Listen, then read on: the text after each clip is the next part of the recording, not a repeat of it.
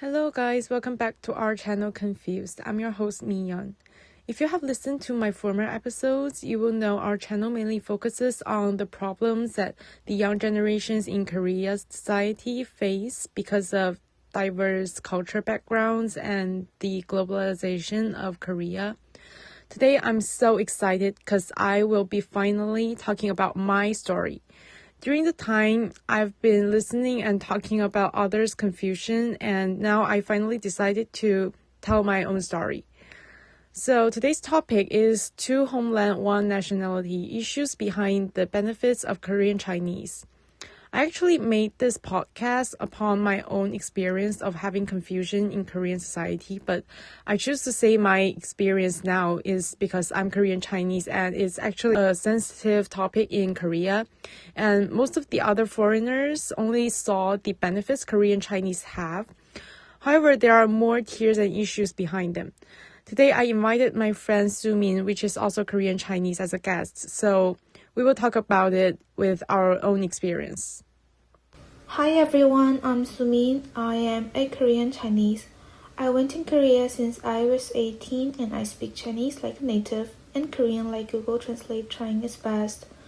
Born Korean, raised Chinese, and currently surviving the expectations of both cultures.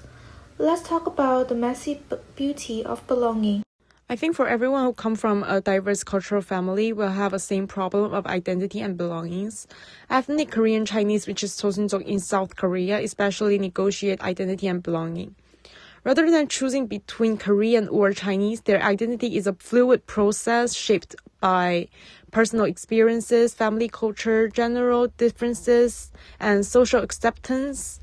Sumin and I have extremely opposite self-identification, even though we are both Korean Chinese and we both went to normal Chinese school before coming to Korea to study in uni.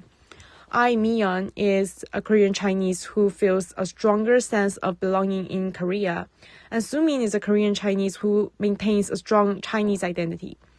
My belongings to Korea forms can be shown as spider graphs. My experiences in Korea and China affected my future plans staying in the two countries. To be honest, the only belongings of China for me is that I have lived there for 17 years and I still got friends there. I have no future plans in China at all. But there are a lot for me in Korea. The belongings of Korea are formed in three parts: cultural remains, family education, and my bad experiences in China comparing to my expectation to Korea. I also plan to change my nationality after graduate, and I plan to live here. My family immigrated to China since my grandfather, so we still have strong connection with Korea relatives, and we remained Korea culture, and we still use Korean in daily lives, even though we were back in China at that time. And the second one is my family always taught me not to forget my roots, and Korea is my homeland. The third one is Chinese actually isolated me because of cultural differences, so I came to Korea with high expectations. And I didn't feel like home in China because my parents work in Korea. And whenever I came to Korea in holidays when I was little, I feel really happy for us gathering together as a family. So Korea is like a home to me. And even though there are difficulties in fitting in Korea, but I think it's easier for me to fit in with Chinese and I can change my nationality as long as I graduate. So that's how I became a Korean Chinese who have a strong belongings to Korea. And let's hear about Sumin's points. I was always hoping to talk about the ethnic topic of Korean Chinese as it's about how each of us negotiates who we are when we stand between two cultures. When people talk about Korean Chinese, they often focus on the stereotypes. But for someone like me, identity is not something that can be captured by one label. If I had to visualize it, my belongings would look like a pie chart divided into different percentages. Some parts tied to China, some parts tied to Korea, but each shaped differently. There are three kinds of belonging I always think about: legal belonging, cultural belonging, and emotional belonging. And these three don't always point in the same direction. Legally, I'm Chinese. My passport says Chinese. To me, that's not just a document. It actually forms a big foundation of why I feel Chinese. culturally and emotionally. I also grew up fully inside Chinese society.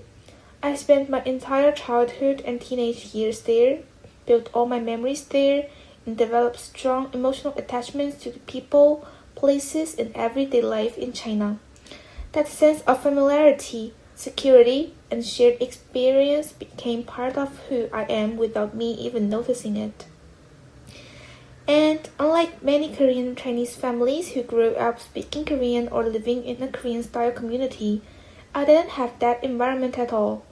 I didn't grow up speaking Korean, not at home, not at school, so language never connected me to Korea in the way people expect. I lived exactly the same life as any other Chinese kid in my city. So when people ask me, do you feel more Korean or more Chinese? My answer is quite simple. I feel Chinese because that's the life I lived. But this sense of belonging becomes complicated once I step into Korea. Here, my legal belonging, cultural belonging, and emotional belonging don't match the expectations people have for someone who is my ethnicity. People assume that because I'm ethnically Korean, I should naturally speak Korean fluently, but my language doesn't match that label. And that mismatch is where the confusion now bothering me, I think. I see. I think I can totally understand you, especially after hearing the language parts. I really wondered a lot about whether correct language is necessary of correct identity. When it comes to identity, I often think about what Cassie Parkong wrote in Bad English. The Asian accent is the last accent acceptable to mock. As my Korean is not that affluent as foreign students, I still cannot speak it as well as the locals. So it is very obvious that I am 조선족. Oh, the other reason is because I have a Korean name. I feel this very deeply. People label me as Korean Chinese, but my lived experience is entirely Chinese. So when my Korean doesn't match the label society puts on me, I immediately feel like I don't fit the category that others expect me to belong to. In China, I never felt like I had a minority identity. I looked like everyone else, lived like everyone else, and because I grew up in a relatively international city, no one questioned where I was really from. Identity wasn't something I had to think about. It just was. I was simply myself. But in Korea, the situation completely changed. I think one reason is Korea is a single ethnicity country while China has 56 minorities. My identity suddenly becomes visible to others, not because I changed, but because the environment changed how people interpret on me. My ethnic identity, which never mattered in China, becomes real only when Korean society labels me as Korean Chinese. And once that label appears, people begin projecting assumptions onto me. They think I must have grown up speaking Korean, sharing Korean customs, or naturally understanding Korean norms. Even my grandparents assumed I would fully understand Korean culture without considering the environment that actually raised me. The truth is, people in Korea often hold an imagined stereotype of what a Korean Chinese person should be. But I don't fit that imagination at all, and that mismatch makes me constantly aware of my accent, my background, and the gap between who I am and who society thinks I should be. I can totally understand because I thought my Korean was the same with local Koreans, but after I started to live here, I found they can see I am not local easily and can find my accent weren't the same as them. It made my confidence and hope decreased. I can't help comparing myself to other Koreans and started to think about whether I should live here. I became more nervous and more careful when I speak to make myself sound like a Korean. And I have to change my speaking habits and prevent myself from speaking in tongues. So I think even though other foreigners think we have language advantages, it's not absolute. And so does the visa benefits. The visa process seems like to give benefits to Korean Chinese, but it's not. But it's more like a way to attract Korean Chinese to come to Korea as cheap labor. And even though they promised to improve the process every year, but it was still the same. Yes, I totally agree with what you just said. When our Korean doesn't match people's expectations, it really affects how we see ourselves. And the sad part is, the pressure actually doesn't just come from language. It comes from how society frames us as Korean Chinese in general. Even before we speak, people already carry certain stereotypes about us. Sometimes it feels like we're trapped between two kinds of moral burden. On one hand, we're expected to be Korean enough, and on the other hand, we're judged for not being authentically Korean. It creates this dual loyalty dilemma, as if we have to constantly prove that we don't belong to the negative image people see on the news. And honestly, media portrayal plays a huge role. Korean media often focuses on extreme cases or negative stories about Joseonjok. Sure, there are problematic individuals in every group, but turning it into a collective stereotype is unfair. It creates a fixed image of what Korean Chinese are supposed to be, even though we come from different backgrounds, cities, education levels, and family histories. What's interesting is that even among overseas Koreans, the social perception is very different. Korean Chinese are usually portrayed negatively. 고려 사람 are often ignored or invisible, and American-born Koreans are viewed much more positively. But we're all ethnically Korean, just shaped by different countries and circumstances. So, what are the differences? And when we enter university in Korea, we face another layer of contradiction. People say, since you speak Korean like us, how did you enter this university so easily? Or, that's very kind of you to entering our school as you can speak Korean. As if we took some shortcut or don't deserve to be here. But in class, in meetings, in clubs, we're labeled as multicultural students. Then, when it comes to administrative rules, documents, visa, tuition, we're suddenly treated as international students. It's like we fit everywhere and nowhere at the same time. So when you say language advantage isn't absolute, I completely agree.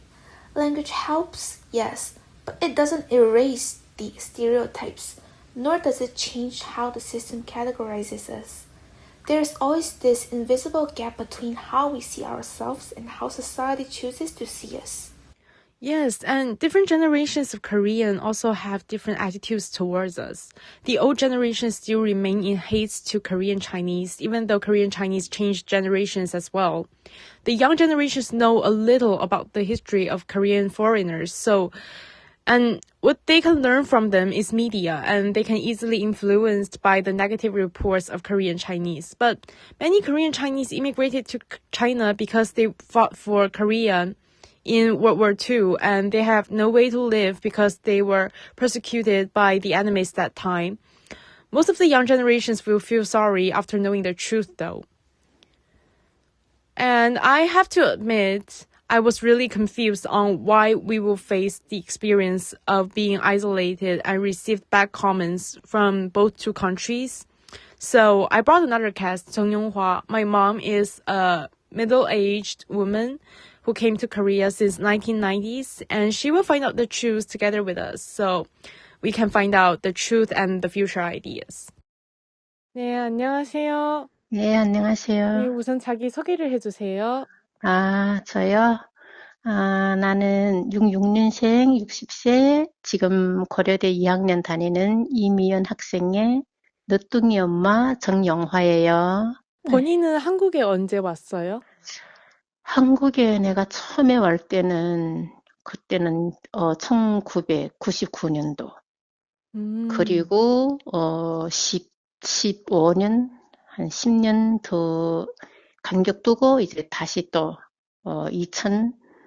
2024년도에 다시 입국했지. 그러면 원래는 다 한국 분이셨잖아요. 그러면 가족은 언제 중국인이 되셨어요?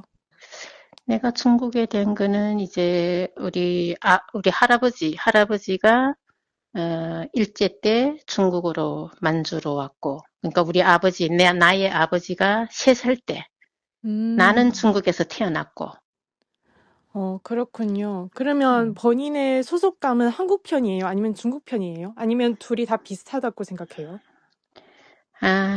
이게 애매한데, 뭐라고 할까?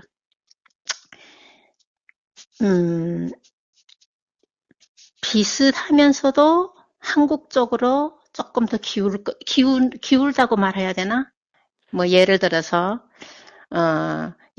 경기할 때 특히는, 뭐, 축구나 이제 경기할 때는 한국이 이겼으면 좋겠고. 근데 이제 또 한국인이 중국에 대해서 불만 있을 때는 듣기 싫고, 중국 사람이 또 한국에 대해서 얘기하면 또 듣기 싫고, 그래, 중립이면서도 또 마음은 살짝 한국으로 기우는 것 같아요.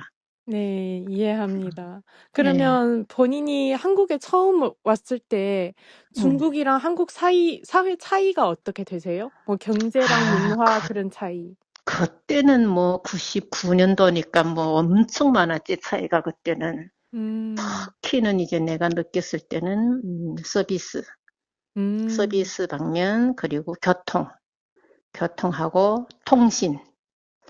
통신이 뭔가 하면은 이제 중국에는 그때 뭐 핸드폰이라고는 없었으니까.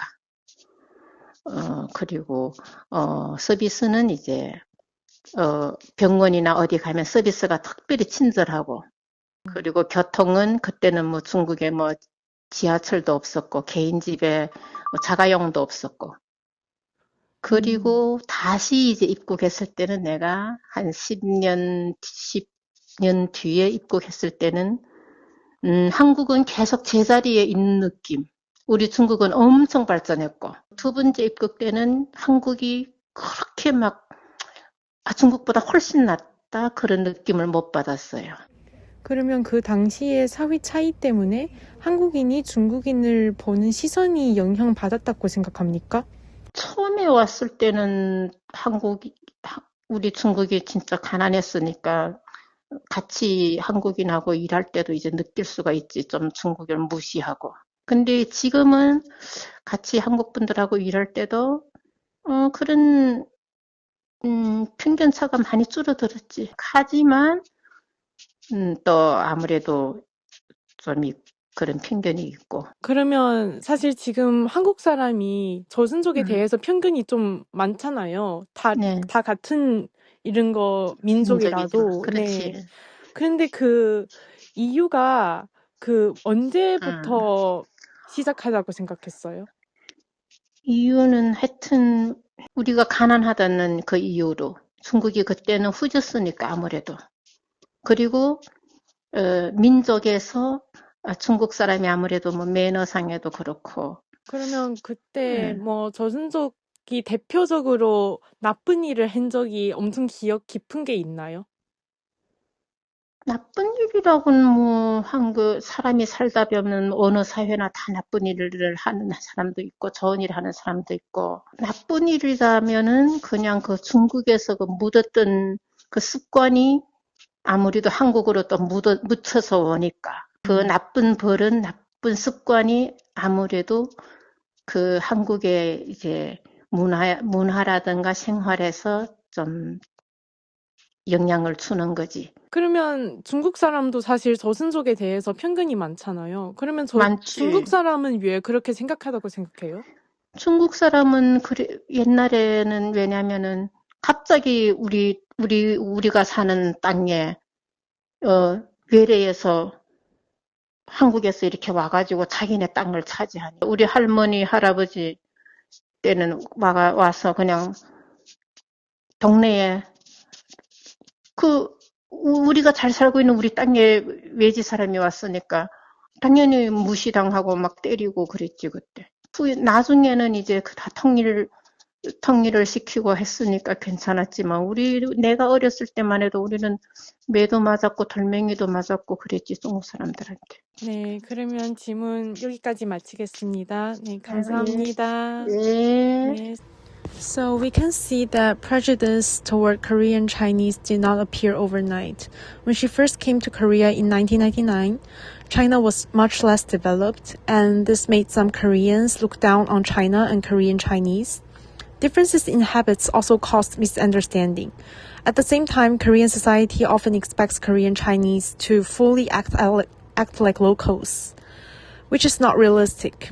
These experiences help explain why stereotypes still exist today. Before we wrap up today's episode, we want to go back to something that I've known which is a tradition of our podcast. Before recording, we asked our listeners to leave questions in the comments, especially questions they've always wanted to ask Korean Chinese but never knew how to phrase. We picked 3 questions that came up again and again because they reflect not just curiosity but real confusion about identity and belonging. Let's start with the first one. Question 1. As Korean Chinese, how should we deal with identity confusion today? I think the biggest misunderstanding behind this question is the idea that identity confusion is something that needs to be fixed. For me, identity didn't become clear because I chose Korea. It became clearer because I accepted that my sense of belonging was shaped by my experiences, not by blood alone. I don't think Korean Chinese need to force themselves to choose one correct answer.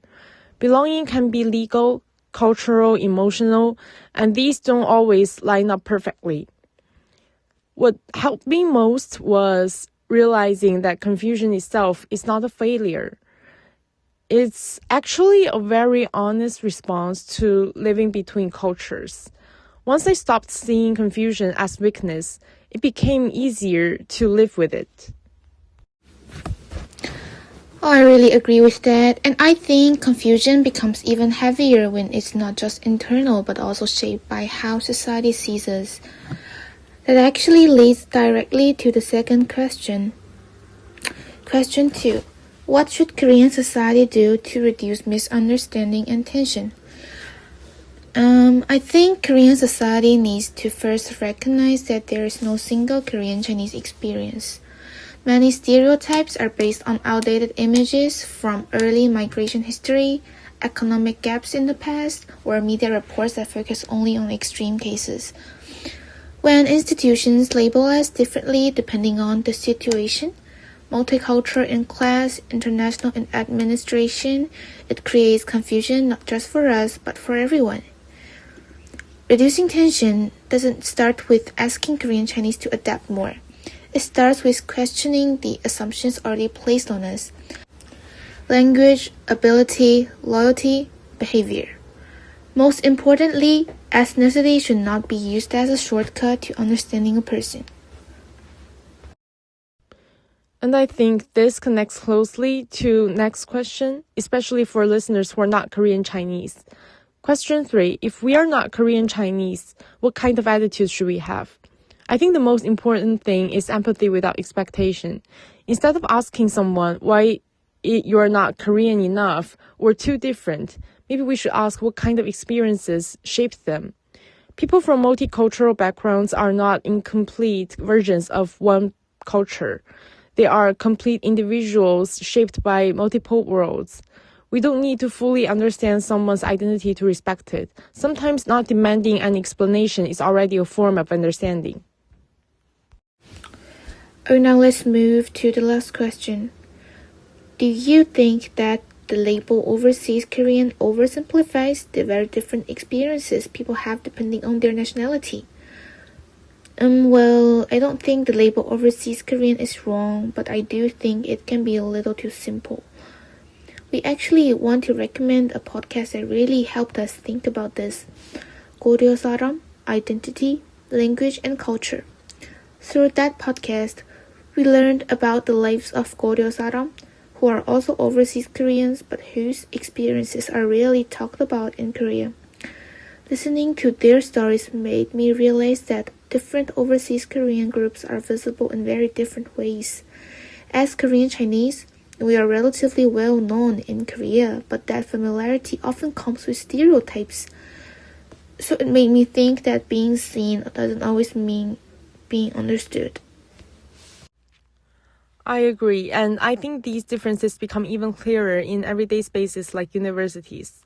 On campus, for example, American-born Koreans are often seen to be perceived quite positively. They're often associated with being global or confident, which can make them more socially popular. When I compare that to how Korean Chinese are usually perceived, the difference feels subtle but meaningful.